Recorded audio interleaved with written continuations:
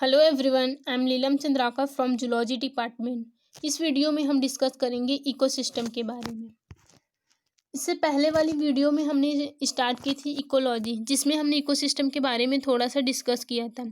आज हम इकोसिस्टम को डिटेल में पढ़ेंगे। तो सबसे पहले हम देखेंगे इसका साइनॉप्सिस। इसमें है फर्स्ट है इंट्रोडक्शन, सेकंड है डेफिनेशन, थर्ड है हिस्ट्री, फोर्थ है कंपोनेंट्स ऑफ इकोसिस्टम। इसके 2 कंपोनेंट्स हैं। फर्स्ट है एबायोटिक कंपोनेंट्स और सेकंड है बायोटिक कंपोनेंट्स, और फिफ्थ है टाइप्स ऑफ इकोसिस्टम। तो सबसे पहले हम देखते हैं इकोसिस्टम है क्या। तो सभी लिविंग ऑर्गेनिज्म का उसके एनवायरनमेंट से जो इंटरेक्शन होता है उसे ही इकोसिस्टम कहते हैं। मतलब कि जितने भी लिविंग ऑर्गेनिज्म हैं या फिर बायोटिक फैक्टर हैं, वे अपने इन्वायरमेंट के आसपास जितने भी चीज़ है, चाहे वो फिजिकल फैक्टर हो या फिर केमिकल फैक्टर, इन सारी चीज़ों से इंटरेक्ट करने के बाद जो इन्वायरमेंट क्रिएट करते हैं उसे ही इकोसिस्टम कहते हैं। उसके बाद है हिस्ट्री। तो इकोसिस्टम टर्म जो है वो सबसे पहले एजी टेंसले ने 1935 में दिया था। उसके बाद है कंपोनेंट्स ऑफ इकोसिस्टम। इकोसिस्टम को 2 कंपोनेंट्स में डिवाइड किया गया है, जिसमें से फर्स्ट है एबायोटिक कंपोनेंट्स और सेकंड है बायोटिक कंपोनेंट्स।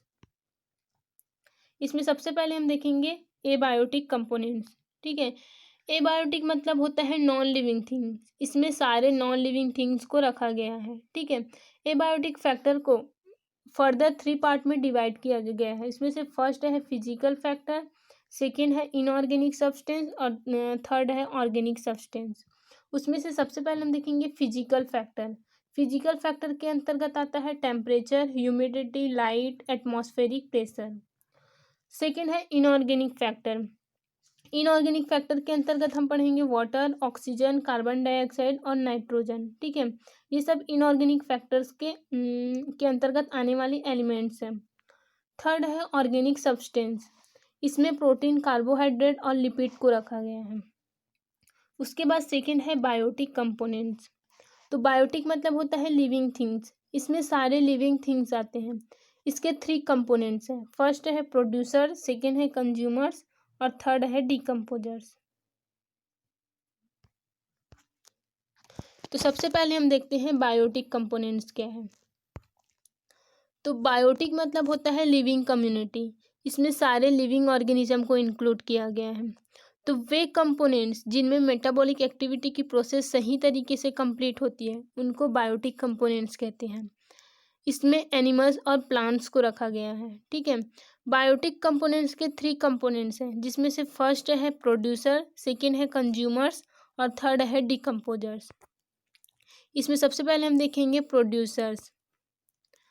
तो वे ऑर्गेनिज्म जो कि अपना फूड खुद प्रिपेयर करते हैं उसे प्रोड्यूसर्स कहते हैं। जैसे कि फॉर एग्जांपल के लिए ऑल ग्रीन प्लांट्स।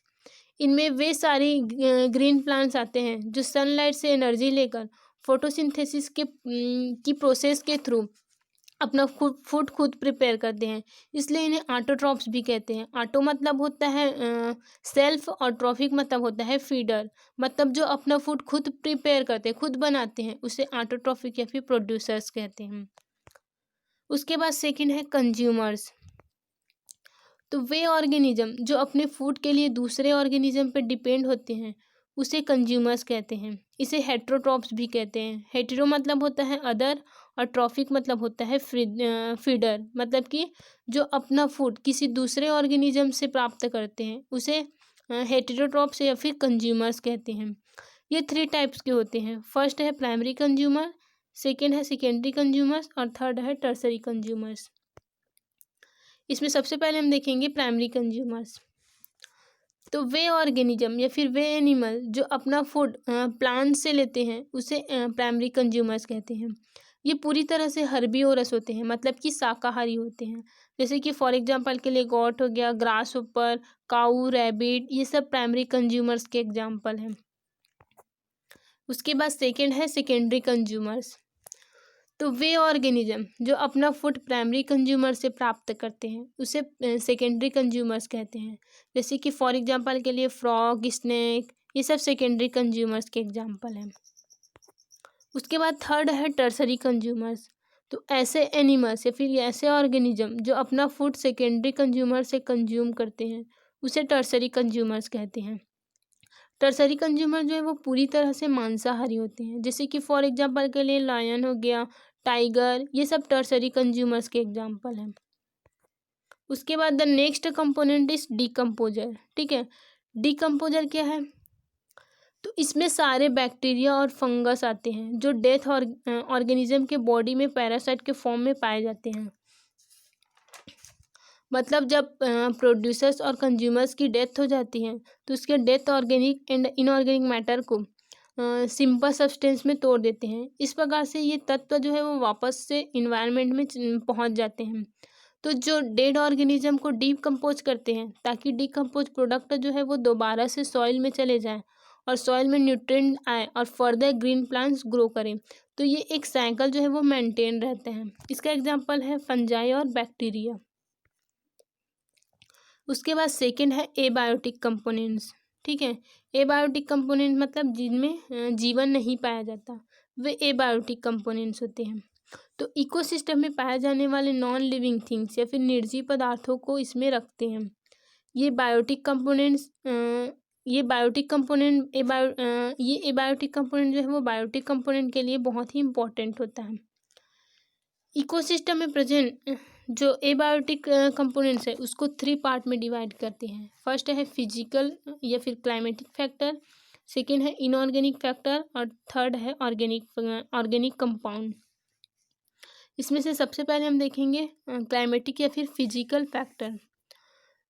तो इसके अंतर्गत सनलाइट, सॉइल, टेम्परेचर, ह्यूमिडिटी, ये सब हमारे फिजिकल कंपोनेंट्स हैं जो कि फिजिकल रूप से हमारे इकोसिस्टम को कंट्रोल किया हुआ है। सेकेंड है इनऑर्गेनिक सब्सटेंस। इसके अंतर्गत डिफरेंट टाइप के एलिमेंट और कंपाउंड जैसे कि carbon, nitrogen, phosphorus, oxygen, carbon dioxide, इन सबको रखा गया है। थर्ड है ऑर्गेनिक कंपाउंड्स। तो जितने भी प्लांट्स और एनिमल हैं उसमें पाए जाने वाले जो प्रोटीन, लिपिड, कार्बोहाइड्रेट हैं, ये सब ऑर्गेनिक फैक्टर हैं। उसके बाद इकोसिस्टम की कुछ मेजर नॉन लिविंग फैक्टर है जो कि सभी ऑर्गेनिज्म के लिए इम्पोर्टेंट होता है। उसमें से फर्स्ट है सनलाइट, सेकेंड है टेम्परेचर, थर्ड है वाटर, फोर्थ है सॉइल और फिफ्थ है ऑक्सीजन। जिसमें से सबसे पहले हम देखेंगे सनलाइट। ठीक है, तो लाइट जो है वो इकोसिस्टम की मेन क्लाइमेटिक फैक्टर है जो एनिमल पर इफेक्ट डालता है, जैसे कि प्लांट ग्रोथ में। तो प्लांट में ग्रोथ लाइट के थ्रू ही कंट्रोल होती है। प्लांट जो है वो लाइट की प्रेजेंस में फोटोसिंथेसिस की प्रोसेस करता है और अपना फूड बनाता है। अगर लाइट नहीं होती तो प्लांट में फोटोसिंथेसिस की प्रोसेस नहीं होगी और ऑक्सीजन की भी कमी हो जाएगी। ठीक है, उसके बाद सेकेंड है टेम्परेचर। टेम्परेचर भी एनिमल के ग्रोथ को कंट्रोल करता है। कुछ प्लांट्स और एनिमल जो है वो हाई टेम्परेचर पर ग्रो करता है, तो कुछ लो टेम्परेचर पर और कुछ नॉर्मल टेम्परेचर वाले इन्वायरमेंट में सरवाइव करता है। ठीक है, उसके बाद थर्ड है वाटर।